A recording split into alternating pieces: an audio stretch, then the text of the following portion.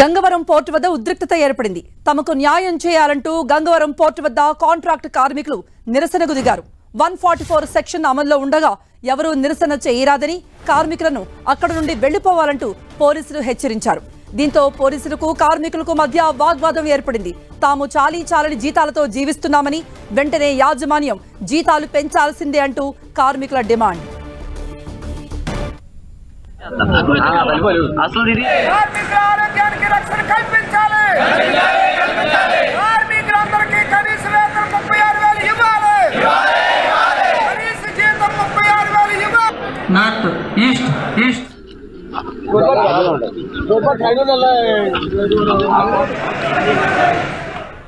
మత్స్యకారులు ఆగ్రహించారు. గంగవరం పోర్టు వద్ద ఉద్రిక్తత ఏర్పడింది. తమకు న్యాయం చేయాలంటూ గంగవరం పోర్టు వద్ద కాంట్రాక్ట్ కార్మికులు భీష్మించి కూర్చున్నారు. 144 సెక్షన్ అమల్లో ఉండగా ఎవరూ నిరసన చేయరాదని అటు కార్మికులకు పోలీసులు హెచ్చరించారు. అక్కడ నుండి వెళ్లిపోవాలంటూ చెప్తూ ఉన్నారు. దీంతో పోలీసులకు కార్మికులకు మధ్య వాగ్వాదం నెలకొంది. తాము చాలని జీతాలతో బతుకుతున్నామని, జీతాలు పెంచాల్సిందే అంటూ తమను యాజమాన్యం దగ్గరకు తీసుకువెళ్లాలి, యాజమాన్యంతో చర్చలు కావాలి, యాజమాన్యం వెంటనే జీతాలు పెంచాల్సిందే అంటూ అక్కడే కూర్చుని ఉన్నారు మత్స్యకారులు. అయితే పోలీసులు నచ్చజెప్పినా, అక్కడ నుండి వెళ్లిపోవాలని చెప్పినా సరే కార్మికులు కదలని పరిస్థితి. మరిన్ని అప్డేట్స్ ఇవ్వడానికి లైవ్ లో జాయిన్ అవుతున్నారు మా ప్రతినిధి జార్జ్. మత్స్యకారుల ప్రధాన డిమాండ్లు ఏంటి? జీతంతో పాటు ఇంకేం డిమాండ్లు ఉన్నాయి వాళ్ళవి? దీనిపై యాజమాన్యం ఏమీ స్పందించలేదా? గత 2 రోజుల నుంచి కూడా తమ న్యాయమైన డిమాండ్లు పరిష్కరించాలంటూ కూడా గంగవరం పోర్టు కార్మికులు ఆందోళన బాట పట్టారు. గతంలో నుంచి కూడా అంటే గత 3 నెలల క్రితం కూడా వీళ్ళు ఆందోళన బాట చేపట్టడం జరిగింది. కనీస వేతనం 36,000 చెల్లించాలి, అంతేకాకుండా ఇంక్రిమెంట్లు చెల్లించాలి.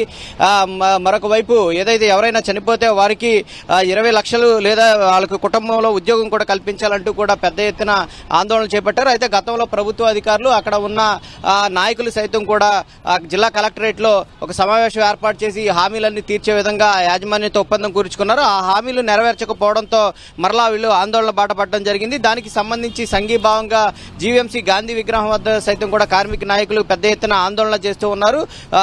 వారిని అడిగి మరిన్ని వివరాలు తెలుసుకుందాం. చెప్పండి, ప్రధానంగా గంగవరం పోర్టు కార్మికులు ఆందోళన బాట పడడానికి గల కారణం ఏంటి? వారు ఎటువంటి డిమాండ్లు చేస్తూ ఉన్నారు? గంగవరం పోర్టు కార్మికులు పోర్టు ఏర్పాటు చేయడం కోసం నిర్వాసితులు తమ భూములు గుచ్చారండి. అలాగే సముద్ర వేటను కోల్పోయారు, ఉపాధిని కోల్పోయారు. వాళ్ళకి ఉపాధి లభిస్తుంది, చట్టపరమైన హక్కులు వస్తాయి, సదుపాయాలు వస్తాయని చెప్పని. కానీ గంగవరం పోర్టు యాజమాన్యం ఈరోజు కార్మిక హక్కులు కాలు రాస్తూ ఉంది. అందులో పనిచేసే నిర్వాసితులు కానీ, ఆపరేటర్లు కానీ, లేదంటే లోడింగ్ అన్లోడింగ్ కార్మికులు కానీ, కాంట్రాక్ట్ వర్కర్స్ కానీ, సమస్త 4,000 మంది కార్మికులకి ఈరోజు కార్మిక చట్టాల నుంచి లేకుండా హక్కులు హరిస్తూ ఉంది. అసలు వాస్తవంగా గత తెలుగుదేశం ప్రభుత్వం కానీ, ఇప్పటి వైసీపీ ప్రభుత్వాలు కానీ రెండు మోసం చేశాయి కార్మికుల్ని. ఆ పరిశ్రమని ఫ్యాక్టరీస్ యాక్ట్ పరిధిలో తీసుకురావాలి. కానీ వాళ్ళు ఏం చేస్తారు? షాప్స్ అండ్ ఎస్టాబ్లిష్ పరిధిలో తీసుకొచ్చారు. షాప్ ఏంటంటే 4,000 పని చేస్తున్న కార్మికులు. ఆ విధంగా వాళ్ళు ప్రధాన డిమాండ్ ఏంటంటే ఇతర పోర్టులాగే 36,000 రూపాయలు కనీస వేతనం నెలకి నిర్ణయించి అమలు చేయాలి అంది. గంగవరం పోర్టు ఉన్నటువంటి కాలుష్యం, దుమ్ము, ధూళి, అలాగే రసాయనాలు, బొగ్గు వల్ల ఆరోగ్యాలు తీవ్రంగా నష్టపోతూ ఉన్నారు. కాబట్టి సూపర్ స్పెషాలిటీ వైద్యం కావాలని చెప్పినది ఒక డిమాండ్. కార్మికులు సరిపోతే పట్టించుకోవట్లేదు. ఆ కుటుంబాలు ఆదుకోవడం కోసం నష్టపరిహారం 50 లక్షల రూపాయలు నిర్ణయించి అమలు చేయాలని చెప్పినది ఒక డిమాండ్. ఈ విధంగా 15 న్యాయమైన డిమాండ్స్ కోసం గతంలో 64 రోజులు ఆందోళన చేశారు. ప్రభుత్వం అధికారులు, గత ఎమ్మెల్యేలు, ప్రజాప్రతినిధులు కూడా ఆమోదం తెలిపారు, అమలు చేస్తామని చెప్పని. కానీ ఇంతవరకు పట్టించుకోవట్లేదు వాళ్ళు. అందుకనే వాళ్ళు న్యాయబద్ధంగా గత 5 రోజుల నుంచి ఆందోళన కార్యక్రమం చేస్తున్నారు. ఎప్పటికైనా సరే రాష్ట్ర ప్రభుత్వం వెంటనే జోక్యం చేసుకోవాలి, జిల్లా అధికారి అంతా వెంటనే జోక్యం చేసుకోవాలి, కార్మికుల న్యాయమైన డిమాండ్స్ అంటే పరిష్కారం చేయాలి. లేని పక్షంలో ఉద్యమం ఉద్యమవుతుందని చెప్పని మీతో హెచ్చరిస్తా ఉన్నాం. ముఖ్యంగా కార్మికులు చేస్తున్న ఏదైతే ఆందోళన ఉందో దానికి సంబంధించి ప్రభుత్వ అధికారులు అయితేనే రాష్ట్ర ప్రభుత్వ అధికారులకు స్పందించాలని డిమాండ్ చేస్తాం. ముఖ్యంగా చూసుకున్నట్లయితే కనుక 36,000 జీతం చెల్లించడంతో పాటు ఇంక్రిమెంట్లు చెల్లించాలి.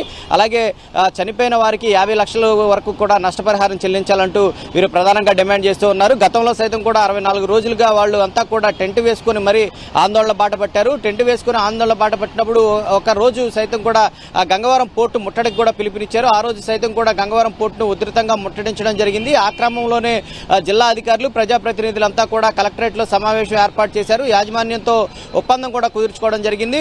ఎందుకంటే ప్రస్తుతం వాళ్ళ శాలరీస్ ఏవైతే ఉన్నాయో అది 10 నుంచి 15,000 రూపాయల మధ్యలోనే ఉన్నాయి. అయితే వాళ్ళ కుటుంబం గడవడం చాలా కష్టంగా ఉంటుంది. ఎందుకంటే జీవనోపాధి కోల్పోయాం. ఎందుకంటే అక్కడ ఎక్కువగా మత్స్యకారులే నివసిస్తూ ఉన్న నేపథ్యంలో వాళ్ళు జీవనోపాధి కోల్పోయారు. ఈ క్రమంలోనే ఈ గంగవరం పోర్టు మీద ఆధారపడి బతుకుతున్నారు. కాబట్టి ఖచ్చితంగా మాకు 36,000 రూపాయల జీతం ఖచ్చితంగా చెల్లించవలసిందే. అంతేకాకుండా ఏదైతే అక్కడ పోర్టు వల్ల కాలుష్యం ఏర్పడుతూ ఉంది, దానివల్ల చాలా మంది కూడా అనారోగ్యం బాధపడుతున్నారు. కాబట్టి అక్కడ మెరుగైన వైద్య సౌకర్యాలు కల్పించాలని చెప్తూ ఉన్నారు. అంతేకాకుండా తమ పిల్లలకు ఉచిత విద్య సైతం కూడా అందించాలని ప్రధానంగా డిమాండ్ చేస్తూ ఉన్నారు. లేని పక్షంలో ఉద్యమాన్ని ఉధృతం చేస్తామని చెప్తున్నారు. ప్రస్తుతానికి 144 సెక్షన్ ఉన్న నేపథ్యంలో పోలీసులంతా కూడా అక్కడ భారీగా మోహరించారు. ఇక్కడ 144 సెక్షన్ ఉంది కాబట్టి ఇక్కడ ఎటువంటి ధర్నాలు చేయకూడదంటూ కూడా వాళ్ళని హెచ్చరిస్తున్నారు. అయినప్పటికీ కూడా వాళ్ళంతా కూడా గంగవరం పోర్టు గేటు బైఠాయించి పెద్ద ఎత్తున ఆందోళన చేస్తూ ఉన్నారు. తమ సమస్యలు పరిష్కరించలేని పక్షాంత వరకు కూడా మేము ఇక్కడే కూర్చుంటాము, మా న్యాయమైన డిమాండ్లు పరిష్కరించేంత వరకు ఈ ఉద్యమాన్ని విరమించేది లేదు అంటూ కూడా కార్మికులు హెచ్చరిస్తూ ఉన్నాయి. Right George.